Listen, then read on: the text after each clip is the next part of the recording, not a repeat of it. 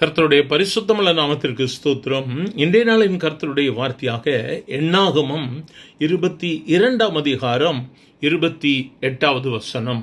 உடனே கர்த்தர் கழுதையின் வாயை திறந்தார். அது பிலேயாமை பார்த்து, நீர் என்னை இப்பொழுது 3 தரம் அடிக்கும்படி நான் உமக்கு என்ன செய்தேன் என்றது. என கருமையானவர்களே, இந்த இடத்திலே பிலேயாம் கர்த்தருடைய தீர்க்கதரிசி, கர்த்தருடைய வார்த்தையை சொல்லுகிற தேவ மனிதன். இவன் தன்னுடைய கழுதை, தான் ஏறி வந்திருக்கிற வாகனமாகிய கழுதையை அடிக்கும் பொழுது கழுதை இந்த மனிதனோடு கூட பேசுகிறது. ஏன் கழுதை இவனை பார்த்து பேசுகிறது? அதற்கு முன்பதாக உள்ள வசனங்களை பார்ப்பீர்களானால் 25 வசனத்திலே கழுதை கர்த்தருடைய தூதனை கண்டு சுவர் ஓரமாய் ஒதுங்கி பிலேயாமின் காலை சுவரோடு நெருக்கிட்டு திரும்பவும் அதை அடித்தான். இந்த கழுதை பேசுறதுக்கு காரணம் என்ன? முன்னால கழுதை போக முடியல. ஏன்னு சொன்னா தெய்வதூதன் அதற்கு முன்பதாக நிற்கிறான். தூதனை கண்ட உடனே கழுதை பயப்படுகிறது. அப்பொழுதுதான் கர்த்தர் கழுதையின் வாயை திறந்தார். பிலேயாமை பார்த்து, நீரே இப்பொழுது 3 தரம் அடிக்கிறீங்களே, நான் உனக்கு என்ன செய்தேன்? எனக்கு அருமையான தெய்வ பிள்ளையே, உன்னுடைய வாழ்வில் அநேக தடைகள், முன்னேற முடியல. காரணம் இல்லாதபடிக்கு யாரையோ கோபித்து கொண்டிருக்கிறாயோ, காரணம் இல்லாதபடிக்கு நீ எங்கேயோ போய் முட்டி மோதி திரிந்து கொண்டிருக்கிறாயோ, அலைந்து கொண்டிருக்கிறாயோ.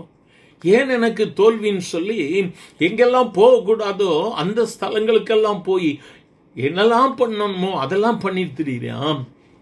கர்த்தர் எத்தனை முறை உன்னை தடுத்தார், எத்தனை முறை தடுத்தார். அன்னைக்கு பிலேயாம தடுத்த போது கூட அவன் அதுக்கு கேர் பண்ணல. இப்ப பாருங்க, கழுதை என்னுடைய வாயை திறந்தார். இன்று கூட எனக்கு அருமையான தேவ பிள்ளை, இந்த வார்த்தை ஒருவேளை கழுதையின் வாயில் இருந்து புறப்பட்ட வார்த்தைகளைப் போல என்னுடைய நாவிலிருந்து புறப்படுகிற வார்த்தைகள் உனக்கு இருக்கலாம். ஆனால் இது கர்த்தருடைய வார்த்தை. உன்னை நீயே ஆலோசித்துப்பார், உன்னை நீயே சிந்தித்துப்பார். நீ சென்று கொண்டிருக்கிற பாதை கர்த்தருக்கு விருப்பமானதுதானா? கர்த்தர் உன்னை நடத்துகிற பாதையில் தான் நீ நடந்து சென்று கொண்டிருக்கிறாயா? இல்லை என்று சொன்னால் இன்றைக்கு ஆண்டவர்கிட்ட உன்னை ஒப்பு கொடுப்பாயா?